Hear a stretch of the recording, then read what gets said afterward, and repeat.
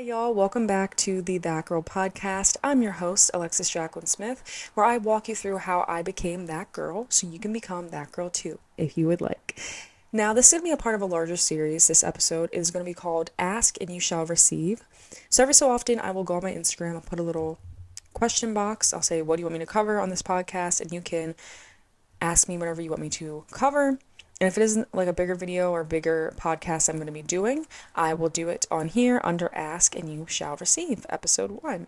So somebody had asked me, how do I combat loneliness, right? I thought that was rather interesting because I was thinking to myself, I don't really feel lonely, right? Like I live, my family's not here, I'm single, but I don't feel lonely. And or rarely do I feel lonely. Very rarely do I feel lonely. In fact, I felt more alone when I was living with more people.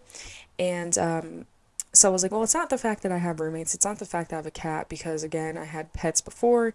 I had people living with me before, and I felt even more alone then. So what's the difference now? And so I wrote down a couple different things that you can do to combat loneliness. I would say one of the first things is to really find your crew, which I'm sure you're like, how do I do that? I'm asking you this, how do I do that? Well, I'll tell you. That's the first step, is to make sure you have really solid people around you. I mean solid, a solid core group of friends. Everybody else is acquaintances, people you hang out with every so often, but really find a solid core group of friends. It can be one friend, it can be 3 friends, 5 friends, whatever, but a solid core group that you can depend on, but also they can depend on you. Okay? And what you're thinking, like, where do I find these people? It could be at your job, it could be at your school, you could take a class, you can, start doing yoga, go to different events, and maybe you will meet girls or guys or whoever you want to be friends with and meet them, and they'll be a part of your group. My core group of friends I have right now, I met in an acting class, and it wasn't expected, and it's marvelous.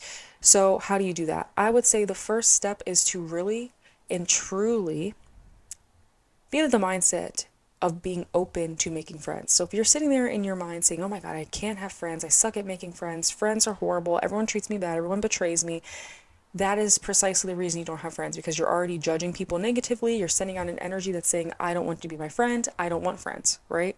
So that's the first thing. If you feel lonely, is to find your core group of friends and be open to and expect that you will find your tribe. So let's say you have that tribe, but you still feel lonely, because that's probably the case, right? You have family, you have friends, but you still feel lonely. Then that is going to start, how you fix that is starting by doing the internal work and seeing what's going on inside you, where even if you have people to talk to, you still feel lonely. And that's going to start with my second step, or the second thing I suggest, which is to have hobbies outside of work and school. Do things that actually fulfill you. Do things that speak to you. Me, for example, I fill all of my spare time, with things that I actually enjoy, whether it's a show, whether it's doing yoga, going to the gym, watching movies, reading something, watching content that's helping me with my self-growth. Really, there's so many different things that I do. Even like if you love cafes, finding different cafes to explore, new things to try, new foods to try. And you can do all of this on your own. You don't need someone to go to the movies with you. You don't need someone to go to the mall with. Is it better with people? Maybe. I don't know. But I used to sit there when I first, started changing my life and I went through these life changes. I was like, oh my God, like I can't go to the movies alone. But I go to the movies alone all the time now, and I like it. I enjoy it. Like I go, I watch it, I think about it, and then I go home, and it's really not that groundbreaking.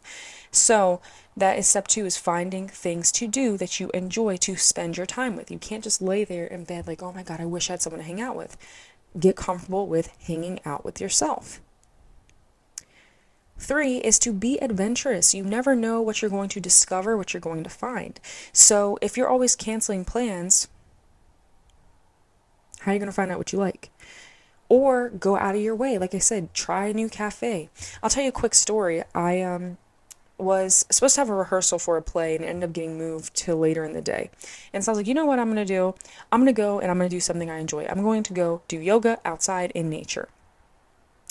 And so I ended up finding this beautiful hike randomly in this nature preserve place.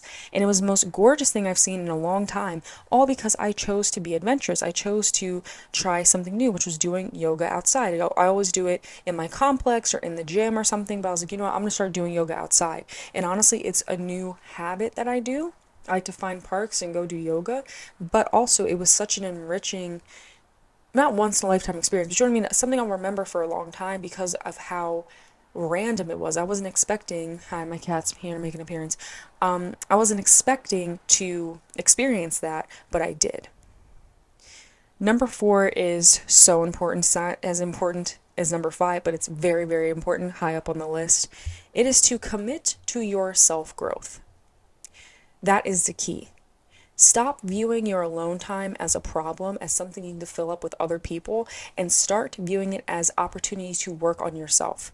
If you really truly feel alone, you don't have any relationships, you don't have any friendships, what you want to do is work on yourself so you can change yourself and attract the people you want in your life. So when you have that spare time, meditate.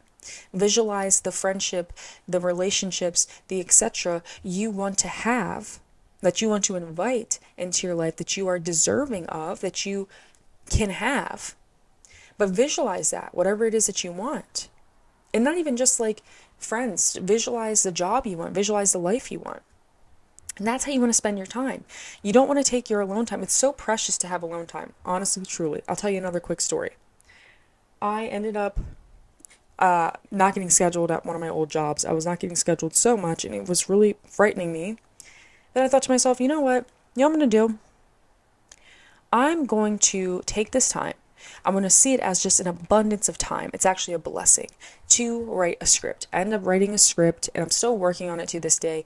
But if I would have sat there I finished it, but I'm still like polishing it is what I'm saying.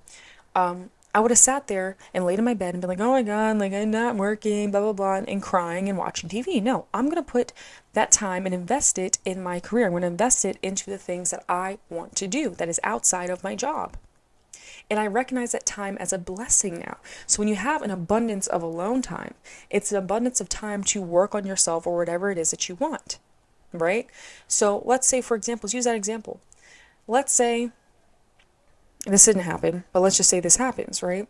I took that time, that alone time, to work on my script, and now I end up somewhere in a bar somewhere with somebody who also does screenwriting, and they're like, hey, like, we can exchange scripts, whatever. If I didn't write that script, I wouldn't have been able to have that interaction. Do you see what I'm saying? If I hadn't put effort into my own life, I wouldn't be the person that I was supposed to be to meet that person.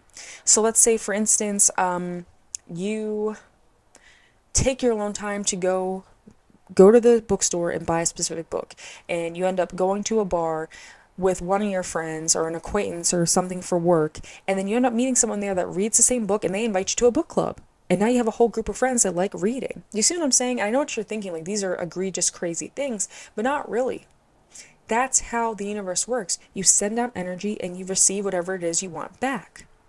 But if you're viewing your alone time as a problem, the universe is going to take it as a problem.